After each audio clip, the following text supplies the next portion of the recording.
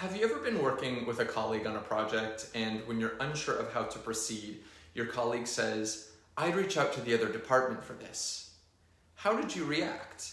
Did you understand that your colleague will take action to reach out to the other department?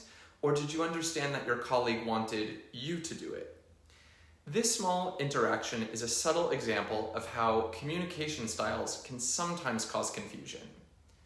Our communication approach is shaped by many factors in life: family, education, and yes, the culture we were raised in. In different cultures, communication preference can range on a long spectrum from direct to indirect, or between the lines as I like to call it. Let's break this down. In direct or explicit communication, saying exactly what you mean is seen as a positive. It's clear, to the point, and avoids ambiguity. Yes means yes, no means no. For example, in a direct approach, "I saw in your report you have several errors. Please fix the data inconsistencies on page 3 and adjust the formatting before you send it to the client." It's straight to the point, clear, without sugarcoating, and no room for interpretation. But here's the key. Although some cultures might naturally interpret it this way, direct doesn't mean rude. You can still be polite, empathetic, and respectful while being direct. Notice please is still used in the example. Being clear doesn't mean being harsh. This also has nothing to do with formality. On the other hand, indirect or between the lines communication, the message is implied with the intent that the listener picks up on what is not said. For example, the same message might sound like this: "There are some areas in the report that might need a closer look. Perhaps it's worth double-checking the details before we send it out." The intent is the same, but it's subtle, and if you're not used to this approach, it can leave room for misinterpretation.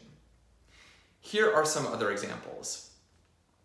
"The presentation looks good overall, but slide 5 has too many numbers. Try using a bar chart instead of a table. It will make the comparison easier to understand."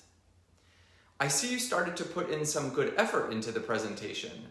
I wonder if there's a way to make slide 5 more visual. What do you think?" "Please reach out to finance about this." "I'd reach out to finance about this." Again, implying it's not me who will do it, it's you who should do it. "The project was due yesterday, and it's critical that we meet the new deadline. Please ensure you complete it by Friday." "The project was due yesterday, and we would appreciate it if it could be completed by the end of the week." "I need 2 tickets for the 3 p.m. ferry, and I'd like seats by the window, please." "Are there any tickets left for the 3 p.m. ferry? If possible, seats by the window would be nice." Both are communicating the same idea, but the direct approach prefers explicit clarity and decision, while the between-the-lines approach can be perceived as less confrontational. It can leave open the possibility for future reflection. Countries like the Netherlands, Germany, Scandinavia, and the Czech Republic tend to prefer direct communication. Being too indirect while communicating there might cause confusion and frustration.